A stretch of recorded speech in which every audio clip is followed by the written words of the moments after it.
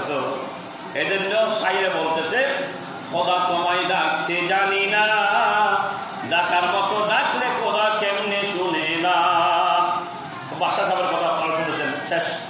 এই জন্য ইব্রাহিম আদাহাম মানে কেমন আল্লাহর ওলি হয়েছে, তখন ফুল নিশানা দিয়ে ফুল যাচ্ছে, তখন রাত গভীর হয়ে গেছে, তখন বাদশাহ সাহেবের ছাদের উপর ঘোড়া ধরতেছে, ঘোড়া দূরে দূরে এমন ভাবে ধরতেছে, তখন ফিরে আমার ছাদের উপর ঘোড়া ধরতেছে কেন বুঝতে গেছে, দেখতেছেন আওয়াজ আসতেছে বাদশাহ সাহেব আপনি ফুল বেচানার মধ্যে ইবাদত করতেছেন খোদাকে পাওয়ার জন্য, এখানে ছাদের উপর ঘোড়া ধরতেছে খোদা আমাকে বুঝতেছেন, ফুল বেচানা যদি আপনি খোদা খোঁজেন আল্লাহ খোঁজেন আল্লাহকে পাবেন না।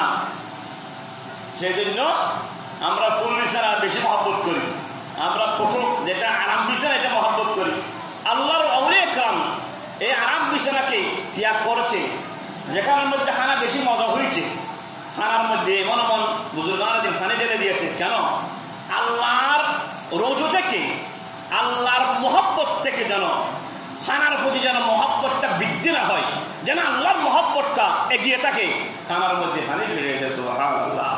এরা হাজরিন, তাহলে তখন ওই ইব্রাহিম আদাহাম চলে গেল, আল্লাহ এখন কি করবো, আল্লাহকে পাওয়ার জন্য ঢুকতেছে, এখন ইবাদতের মধ্যে মশগুল হয়ে গেছে, যেখানে ও বাদশাহ সাহেব যদি ছাদের উপর যদি ঘোড়া না থাকে, তুমি ঘোড়ার জন্য ঢুকতেছ পাওয়ার জন্য, তাহলে ফুল নিশানার মধ্যে কেন আল্লাহকে পাওয়া যাবে, ছাদের উপর যদি ঘোড়া ধরতে ঘোড়াকে পাওয়া না যায়, তাহলে তুমি ফুল নিশানার মধ্যে কিভাবে তুমি আল্লাহকে পাবে সুবহানাল্লাহ।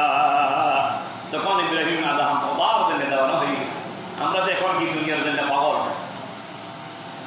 দুনিয়ার জন্য পাগল, দুনিয়াকে একটু কষ্ট করে ফেলে দেন, লাথি মারে দেন দুনিয়াকে, দুনিয়াকে লাথি মারেন, আপনার দুনিয়া আপনার পিছিয়ে ধরবে সুবহানাল্লাহ।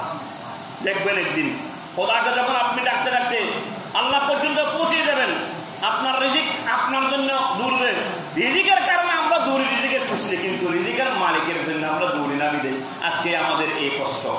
কারণ এমন এমন বুজুর্গারা দিন এক জায়গায় বসে থাকছেন, ইসিম আদায় করেছেন, কে পড়েছেন সূরাতুল ইখলাস আমল করেছেন, একজন আল্লাহর ওলি বাসকারের জমিনের মধ্যে হযরত আশরাফ আলী শাহ, উনি শুধু একটা আমল করতেন, আরাম ছিল সূরাতুল ইখলাস, একজন উনি আমল ছিল যে সূরাতুল ইখলাস তেলাওয়াত করত, ছাগল চড়াতেন।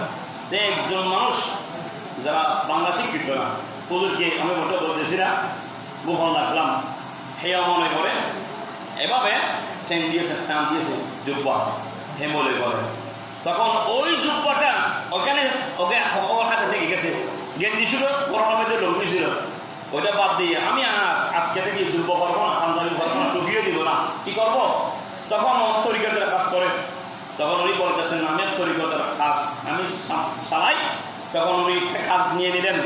যুগে যুগে কালাকালের যারা নবী এসেছিল সমস্ত নবীরা ছাগল ছাড়াইছিল সুবহানাল্লাহ, আমার নবী সহ, তখন উনি বলতেছে এটা নবীদের সুন্নত, ছাগল ছাড়ানো দেখতে গিয়েছে, তখন ছাগল ছাড়াতো মানুষ হুজুরের কাছে যেত, ছাগলের দুধ দহন করতো, যে কোনো মানুষ আসলে এক কাপ দুধ দিত, নিয়ত করে খাওয়া দিলে বলতো আল্লাহর বলি আল্লাহর দরবারে বসে গেছে, উনি শুধু বলতো মুখ দিয়ে যা কিছু তার ঘরের মধ্যে ভরপুর হয়ে যেত সুবহানাল্লাহ।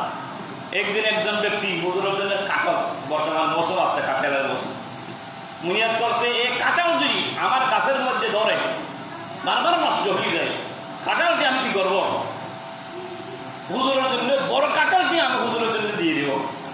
এখন যখন সময় হয়েছে কাঁঠালটা নিয়ে গেছে, নিয়ে যায়নি, অর্থাৎ লোভের কারণে বড়টাকেই ফেলেছে, আরেকটা কাঁঠাল দ্বিতীয় কাঁঠাল হুজুরের দরবারে নিয়ে গেছে, তখন বলেছে কিছু বলেননি, ওই কাঁঠালটি বললো হাদেম তো হাদেম, তুমি ফুকুরের মধ্যে গাড়ার নিচে রেখে দাও, তখন ওকে বলো তুমি চলে যাও, আপনি খাবেন না আমি খাবো না, এটা গাড়ির নিচে চলে যাও।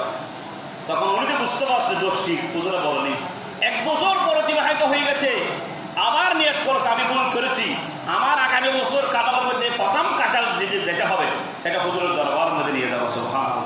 এখানে আল্লাহর বলি, আল্লাহর বলির জবান খোদার জবান, আল্লাহর বলির কাজ খোদার কাজ, তখন নিয়ে গেলেন হবে এটা খাটাও না, তখন করলেন হাদেমকে বললো ওই আমার হাদেম গত বছর গাছের নিচে যে একটা কাঁঠাল রাখা হয়েছে ওটা নিয়ে আসো সুবহানাল্লাহ, যে রকম কাঁঠাল গত বছর গানের নিচে লেখা হয়েছে ওই কাঠলের কাকে গিয়ে দাও। কেন?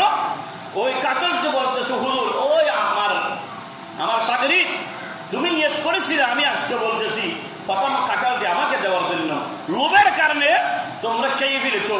আমার দ্বিতীয় কাঁঠাল আমার কাছে আসছে, ও দ্বিতীয় কাঁঠাল তোমরা ওঠে নিয়ে যাও। এবছরের যেটা তোমরা আনছো এনে আসো আমার জন্য, ওইটা হচ্ছে আমার জন্য আমার হক। সুবহানাল্লাহ।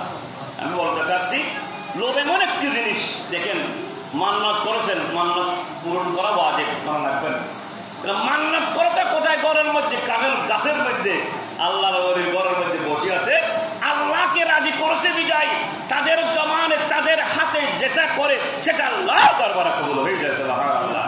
ইয়ার হাজরিন, অনুরোধ থাকবে আল্লাহকে রাজি করার জন্য, আল্লাহর হাবিবকে রাজি করার জন্য ইবাদত বন্দেগী করবেন, তাহলে আপনি সাকসেস, আপনি একজন পরিপূর্ণ মুসলমান, ইমানদার মুসলমান, মুত্তাকি। আল্লাহ রাব্বুল আলামিন আমাদেরকে সেই অনুযায়ী ইবাদত বন্দেগী করার তৌফিক দান করুন।